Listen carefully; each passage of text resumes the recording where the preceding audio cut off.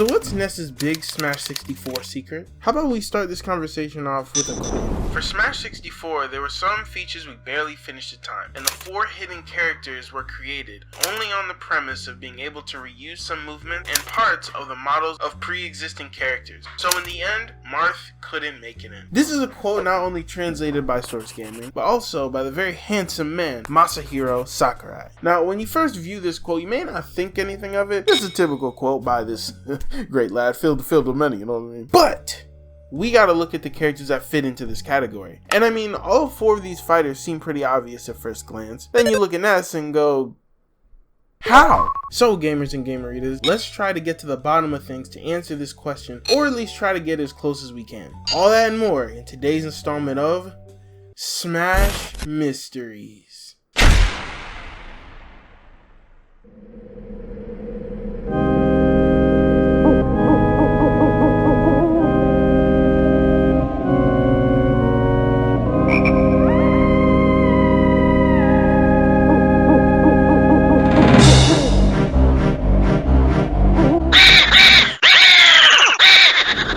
As stated before, this all stems from an interview that was translated on December 13, 2015, where the creator of the Smash Bros. Series, Masahiro Sakurai, was talking about the Smash Bros. Experience of the Fire Emblem characters during the anniversary of the Fire Emblem series. Now, I know how much you guys love the Fire Emblem series and its representation in Smash Bros., especially Byleth, can't forget about that cutie.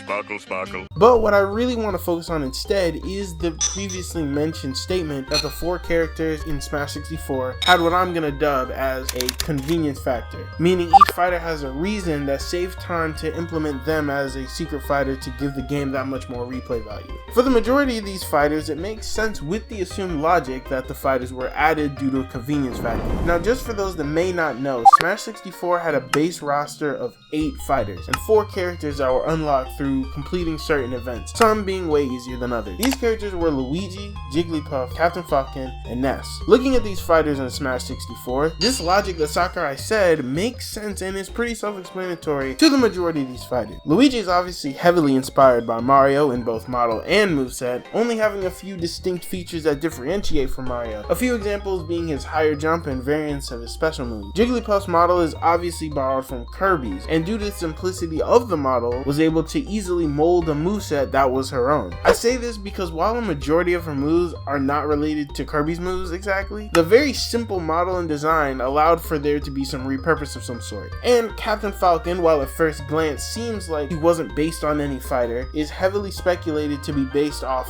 the nameless fighters back when the game was labeled as Dragon King: The Fighting Game. Before we get deeper into this, we have to lay some assumptions and ground rules for this to be an actual discussion for all of us to be on the same page. 1. We have to assume that there's no kind of translation error in Sakurai's words. If not, that hurt my feelings, man. 2, let's just assume that there's more to it than just Ness's model being borrowed from Mario's model, which once again I'll explain later on. And when I say later on, I mean after these next 2 sentences. I think that's the common assumption from people, but like I said, I think there's more to it. 3, no one is right or wrong here, and this is my opinion. The only difference is that I just have you guys locked up in a chair in my classroom, so that way you can listen to me without interrupting, that's all. I want to die. Starting off, let's cover the what I will label convenient due to it being based off Mario's model theory. Trademark. So I first found this in this comment, which I think summarizes it pretty well. I think his model, referring to Ness, in general is also based on Mario, Luigi, and Ness, since they have very similar polygon form. Now, looking back at the Sakurai interview, he does mention that each character were only created on the premise of being able to reuse movements and parts of the models of pre-existing characters. So I am actually on the side of there being truth to Ness's model, mostly coming from Mario's model as a base. The other characters are fairly obvious, especially in terms of whose model was used for who, and I think the same applies to Ness. Now, with that being said, I don't think that can be the only factor. Reason being that in all the other cases, the characters have aspects to their overall character design that also played a factor for them being a fighter that I want to explore. That being having a similar moveset and having a similar design. Alongside sharing a model with the Dragon King polygons, Captain Falcon also shares a moveset and movement in general that they were able to pretty much Control-C, Control Control-V onto Falcon's character. As for Jigglypuff, it's obviously the simplistic nature. Her just being a circle with 4 nubs, her being completely pink, and her movements being simple as well was worth putting her in the game, as I'm sure they've also considered the anime's massive popularity at the time. For more information, go to youtube.com/watch?v=FVBEBGA. For Luigi, I could argue both moveset and design as well, potentially similar to Falcon, as he gets a lot of his moves from Mario and is similar in design to Mario as well. With Ness, on the other hand, his moveset, aside from his jab, and design are completely different, and also, I think out of all the Secret Fighters, they changed Ness's model the most from the fighter the model came from, if we go off the assumption that his model is based off Mario. That's why I don't think that, in my opinion, the theory convinces me personally, or to better word it, that it's the only reason for choosing Ness out of all characters, because I feel like if that was the only thing being worried about, I think characters like Balloon Fighter, the Urban Champion, would have been less work to proportion correctly rather than Ness. So to just chalk it up to him being based very loosely off of Mario's model, I just feel like there's more to it than that. While I believe it to be true, they still had to drastically change things such as the head shape and animation. They still had to do a substantial amount of work, and I mean even more than the other Secret Fighters. Now with that being said, the $1,000,000 question is this: what other factors could have made Ness a convenient fighter to add to the roster? Now, while really pondering, I thought of some things that may have played a factor in the Ness being considered at the time. One thing I thought of was that maybe it had to do with Earthbound 64, a sequel to Earthbound that was supposed to come out in 1999. From pictures that have been leaked throughout the years, there seemed to have been some decent progress being made with the game at the time, more specifically the integration of the models. Couple this with the fact that the company that developed the game was Ape Incorporated, also known as Creatures Incorporated. Sound familiar? Ape Incorporated was also a company who has a very close relationship with HAL Laboratories, since it was partly founded by them. And there could be an argument that part of the convenience of Ness will be getting the permission of the company, but I know the interview said that there were convenience factors in the actual game that allowed for the character to be easy to involve, so that theory was kind of thrown out the window, or at least that there was more to it than just that.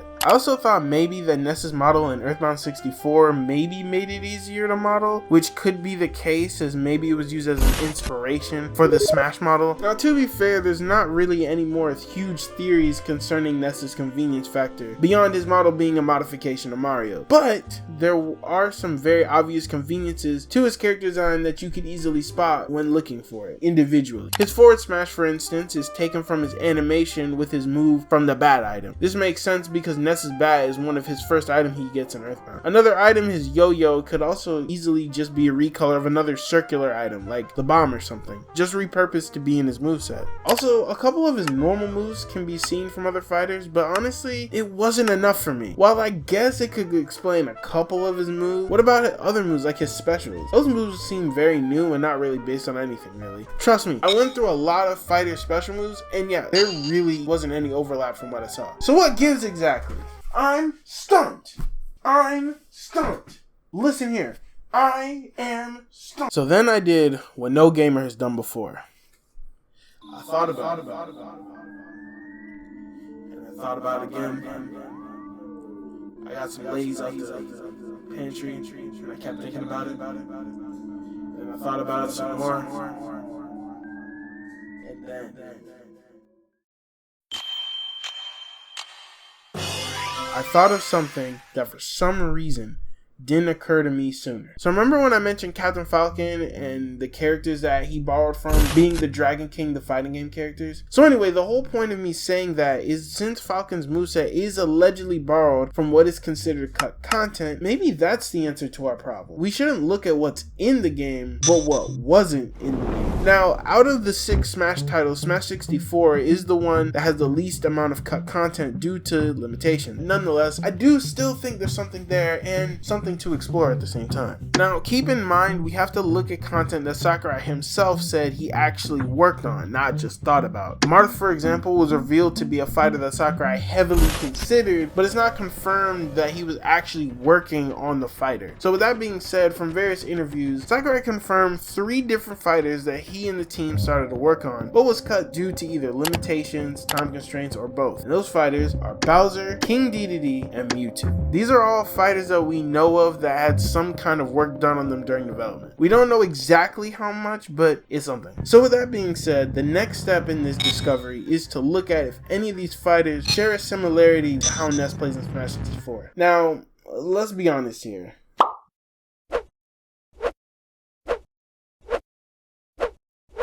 Yeah, no. Now, let's start with Bowser. It's been confirmed by Sakurai in an interview that alongside King Dedede, Bowser was planned to be playable, was ultimately scrapped quite late in the development of the game. Fun fact, he was scrapped so late in development, Miyamoto even said that he was going to be in the game in a Nintendo Power Source interview, which took place in 1998. Keep in mind that Smash 64 came out in January of 1999. Anyway, there was some significant development of the character. So are there any moves that correlate between Ness's moves and Bowser's moves? Well, I mean, they both spawn fire, so I mean that could be a thing. Now obviously I can't say for sure because we've never seen any Bowser gameplay other than the future installments, but we do know that he does have a move that involves fire, his neutral beat, where he breathes fire. What did you expect me to say? Now this is just a speculation from me. Personally, we can't deny the possibility that maybe Bowser's B attack in Smash 64 involves breathing fire, maybe similar to how he does in the NES Mario game, and maybe it spawned a pillar at the end. Then when Sakurai scrapped Bowser, they decided to modify the move and instead give it a Ness. But honestly, that's all I got. I don't recall Bowser doing moves that Ness does in his Smash 64 repertoire, and considering that things like the body type and weight are completely different as well, I wouldn't say that there's all too much else to compare, honestly. Now Mewtwo on the other hand, now this is something, gamers. Perfect censorship! So it's been confirmed that Mewtwo was also scrapped during development. Now on the website of Source Gaming, which is a pretty good source for accurate information, they mentioned that unlike Bowser and King Dedede, Mewtwo is only speculated to be scrapped during development. So it's not as confirmed that there's assets of his character design, but after this they may need to do some modification to that website because man, there are a lot of references between Ness and Mewtwo. It's actually very intriguing. Now if we compare Melee Mewtwo and Smash 64 Ness, both are decently light fighters, both fighters have an exaggerated second jump, both fighters canonically use psychic abilities in their respective world, and both fighters are decently floaty. Also, moves like Ness's forward air are similar to Mewtwo's forward air in terms of animation, where both kind of use their hands in front of their face. Now, if we look at Ness's down B, not gonna lie, it's very Mewtwo-esque in my opinion. He copied my whole fucking flow! Word for word, bar for bar! So I do believe they took aspects of what was supposed to be Mewtwo's character and applied it to Ness since, once again, both characters have quite a few similarities to each other. Like, you could even say maybe the fire came from Mewtwo. You never know. But that doesn't quite explain enough in my opinion. So I went further into cut content that's been confirmed by Sakurai, and I may have an idea as to what else could have influenced moves of this character. Now, hear me out right before you call me a Looney Tune. Why did I write that? Another piece of content that we know for a fact that Sakurai cut was Final Smash, and we do know there has been work done on them at some point, such as voice lines and whatnot. Due to limitations on the Nintendo 64, this idea wouldn't be realized until the third installment, Brawl. However, if we look back, I believe that Ness's Up Special may borrow from Pikachu's Final Smash. Okay, look, calm down. I get it, okay? Let a lad explain before you come at me with pitchforks looking like that Simpsons scene. Except with significantly less people. Now, while you may be puking at this idea, wondering how it's possible, let me at least try to convince you that it may be a possibility, yeah? So, for starters, we already know that Pikachu's Final Smash was realized in Smash 64, because alongside Ness and Captain Falcon, Pikachu's was another that was being worked on. Now, we can't know for sure what these fighters' Final Smashes were exactly, but we can speculate, which is literally what this video is about, so please leave me alone. Now, based on the Min presentation that took place on June 22nd of 2020, Sakurai formally revealed that Captain Falcon's voice line of "Come on, Blue Falcon!" has been reused from Smash 64. So the idea for Falcon's Final Smash wasn't changed, alongside Ness's Final Smash of PK Starstorm. Now for Pikachu, it's hard to really say since Volt Tackle was definitely not a move that existed during the release of this game. But if you think about it, maybe what is labeled as Volt Volt Tackle had the same premise, but it's just named as Void Tackle since that's Pikachu's signature move in places like the anime. Now, also, think about this for a split second. Pikachu's Final Smash and Brawl and Ness's Up Special have very similar properties. Both involve an electric ball attack that you can control, both have relatively similar speeds, and get this, both, when you get hit by it, sends you flying. And for Ness's Up Special, look at the way he gets hurt when you hit yourself with the electric ball. Which brings me to my next point. What's also interesting is that Ness gets quite the boost when he gets hit with his own move. This is such a cool mechanic, right? But don't you find it odd that out of all the Up Specials, Ness is the only one that has this weird thing about it? How it's an attack that can hit Ness himself? Now this isn't anything that's in Earthbound, mind you. Pika Thunder works nothing like how this works in Earthbound at all. So the question is, how did Sakurai come up with this idea, and how does this move make the character convenient to add? This honestly is what I think happened, right? And you can take it or leave it, it is what it is. I think that Sakurai scrapped Final Smashes decently early into development, realizing the limitation. So then, with having these assets that were gonna go to waste, maybe he had plans for Ness's Up Special to be something else and hadn't fully implemented his character yet. So he ultimately decided to take the mechanic of Pikachu's Final Smash and applied it to Ness in a less ridiculous way. Now obviously the only wrench in this theory of mine is that Ness's voice lines were also found in the Smash 64 files. Meaning that at the point of Sakurai considering Final Smashes to be a thing, it seems that Ness was hard locked into being a secret fighter at this moment. But, you know what?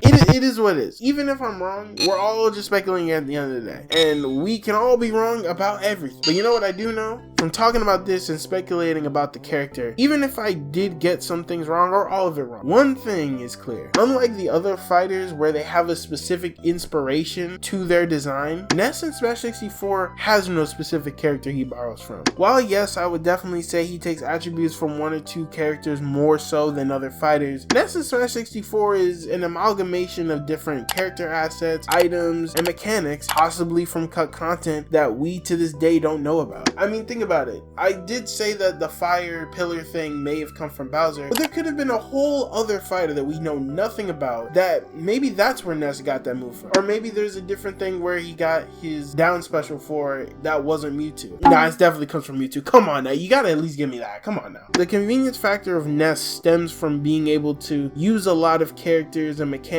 that ended up getting cut in the final product, thus creating an illusion of a somewhat unique fighter, where it's actually a bunch of borrowed assets in the long run. But hey, that's just me speculating.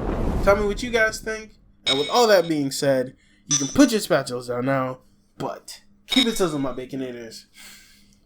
Peace.